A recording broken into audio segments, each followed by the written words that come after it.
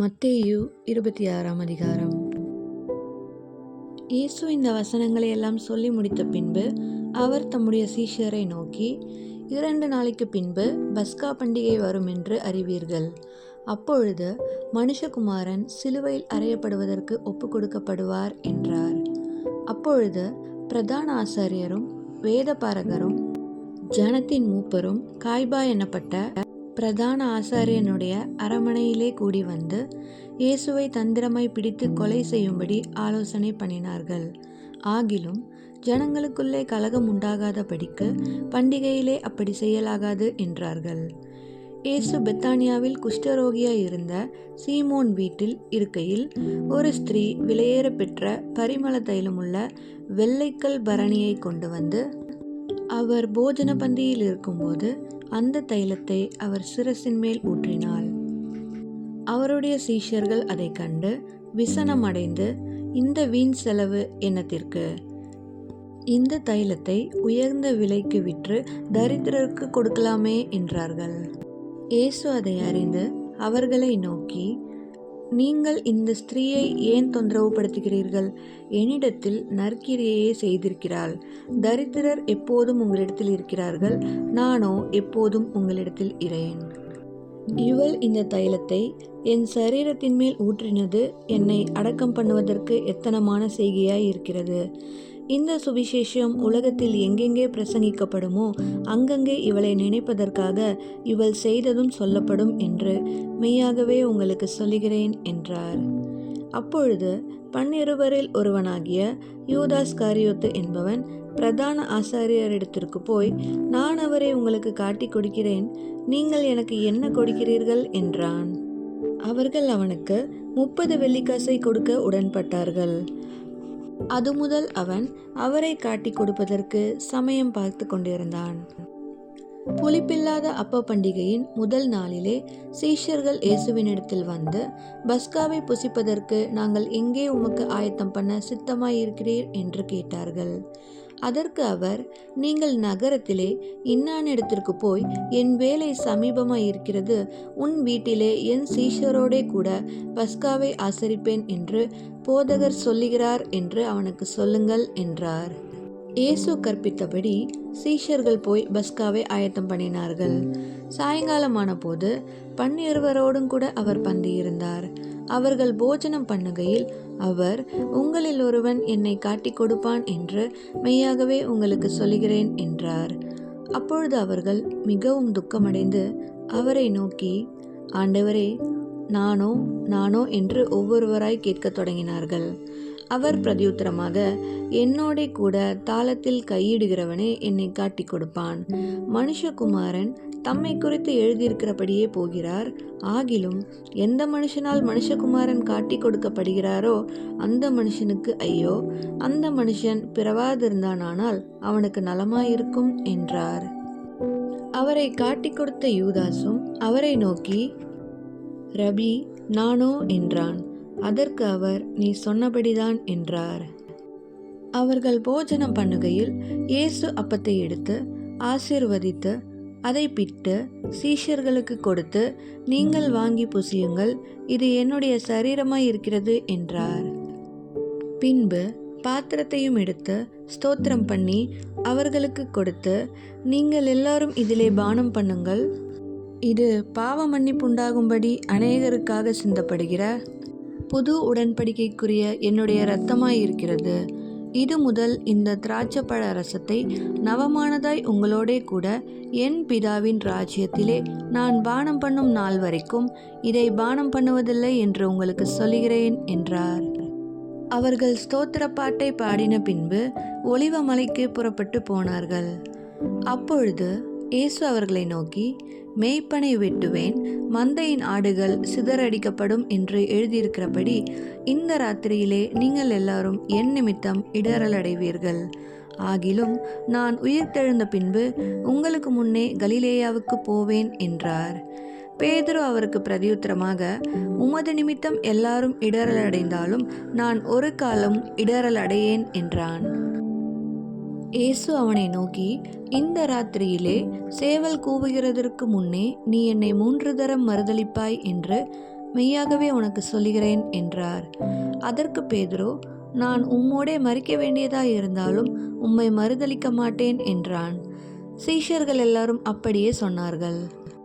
அப்பொழுது இயேசு அவர்களோடு கெத்சமனே என்னப்பட்ட இடத்திற்கு வந்து சீஷர்களை நோக்கி, நான் அங்கே போய் ஜெபம் பண்ணும் அளவும் நீங்கள் இங்கே உட்கார்ந்திருங்கள் என்று சொல்லி பேதுருவையும் செபதேயுவின் குமாரன் இருவரையும் கூட்டிக் கொண்டு போய் துக்கமடையவும் வியாகுலப்படவும் தொடங்கினார்.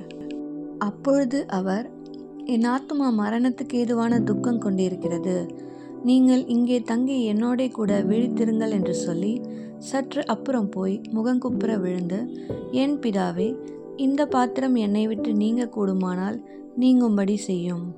ஆகிலும் என் சித்தத்தின்படி அல்ல, உம்முடைய சித்தத்தின்படியே ஆக கடவது என்று ஜெபம் பண்ணினார். பின்பு அவர் சீஷர்களிடத்தில் வந்து அவர்கள் நித்திரை பண்ணுகிறதைக் கண்டு பேதுருவை நோக்கி, நீங்கள் 1 மணி நேரமாவது என்னோடே கூட விழித்திருக்க கூடாதா? நீங்கள் சோதனைக்குட்படாதபடிக்கு விழித்திருந்து ஜெபம் பண்ணுங்கள். ஆவி உற்சாகம் உள்ளதுதான், மாம்சமோ பலவீனம் உள்ளது என்றார். அவர் மறுபடியும் 2ஆம் தரம் போய், என் பிதாவே, இந்த பாத்திரத்தில் நான் பானம் பண்ணினால் ஒழிய இது என்னை விட்டு நீங்க கூடாதாகில் உம்முடைய சித்தத்தின்படி ஆக கடவது என்று ஜெபம் பண்ணினார். அவர் திரும்ப வந்தபோது அவர்கள் மறுபடியும் நித்திரை பண்ணுகிறதை கண்டார். அவர்களுடைய கண்கள் மிகுந்த நித்திரை மயக்கம் அடைந்திருந்தது. அவர் மறுபடியும் அவர்களை விட்டு போய் 3ஆம் தரமும் அந்த வார்த்தைகளையே சொல்லி ஜெபம் பண்ணினார். பின்பு அவர் தம்முடைய சீஷர்களிடத்தில் வந்து, இனி நித்திரை பண்ணி இளைப்பாருங்கள். இதோ மனுஷகுமாரன் பாவிகளுடைய கைகளில் ஒப்பு கொடுக்கப்படுகிற வேலை வந்தது. என்னை காட்டிக் கொடுக்கிறவன் இதோ வந்துவிட்டான். எழுந்திருங்கள், போவோம் என்றார்.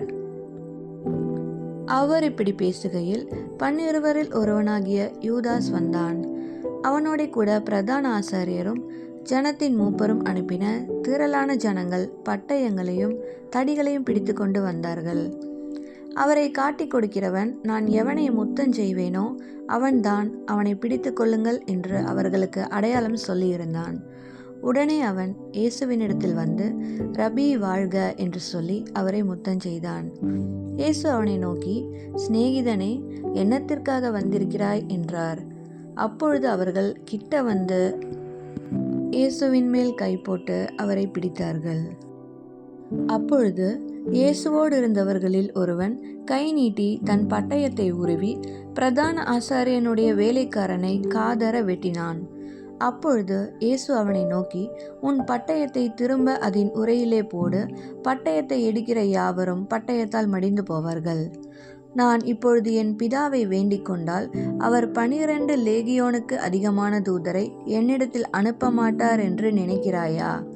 அப்படி செய்வேனானால் இவ்விதமாய் சம்பவிக்க வேண்டும் என்கிற வேத வாக்கியங்கள் எப்படி நிறைவேறும் என்றார்.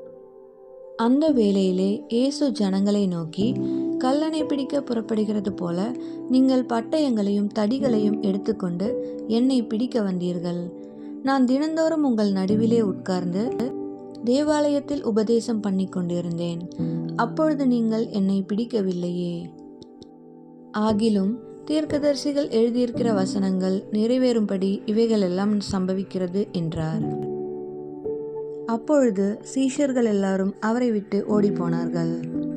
இயேசுவை பிடித்தவர்கள் அவரை பிரதான ஆசாரியனாகிய காய்பாவினிடத்திற்கு கொண்டு போனார்கள். அங்கே வேதபாரகரும் மூப்பரும் கூடி வந்திருந்தார்கள். பேதுரு தூரத்திலே அவருக்கு பின் சென்று பிரதான ஆசாரியனுடைய அரமனை வரைக்கும் வந்து உள்ளே பிரவேசித்து முடிவை பார்க்கும்படி சேவகரோடே உட்கார்ந்தான். பிரதான ஆசாரியரும் மூப்பரும் சங்கத்தார் யாவரும் இயேசுவை கொலை செய்யும்படி அவருக்கு விரோதமாய் பொய் சாட்சி தேடினார்கள். ஒருவரும் அகப்படவில்லை. அநேகர் வந்து பொய் சாட்சி சொல்லியும் அவர்கள் சாட்சி ஒவ்வவில்லை. கடைசியிலே 2 பொய் சாட்சிகள் வந்து, தேவனுடைய ஆலயத்தை இடித்து போடவும் 3 நாளைக்குள்ளே அதை கட்டவும் என்னாலே ஆகும் என்று இவன் சொன்னான் என்றார்கள்.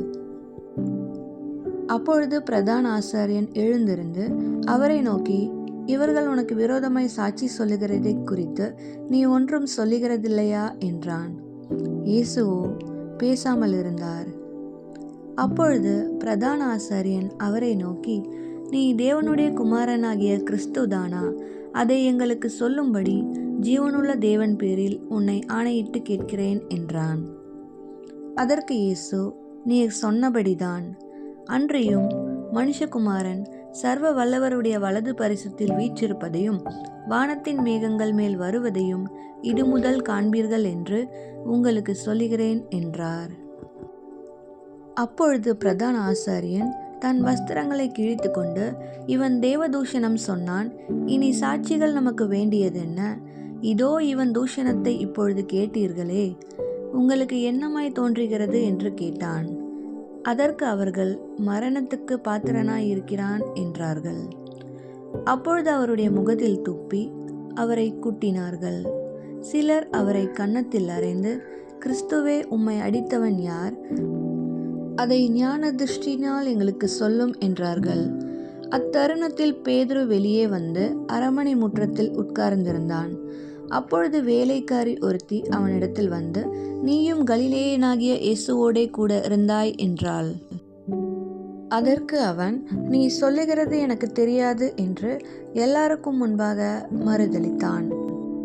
அவன் வாசல் மண்டபத்திற்கு போன பொழுது வேறொருத்தி அவனை கண்டு, இவனும் நசரேயனாகிய இயேசுவோடே கூட இருந்தான் என்று அங்கே இருந்தவர்களுக்கு சொன்னாள்.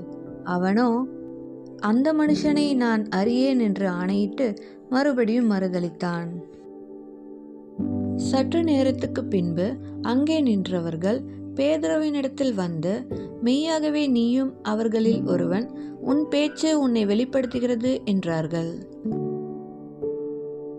அப்பொழுது அவன் அந்த மனுஷனை அறியேன் என்று சொல்லி சபிக்கவும் சத்தியம் பண்ணவும் தொடங்கினான். உடனே சேவல் கூவிற்று.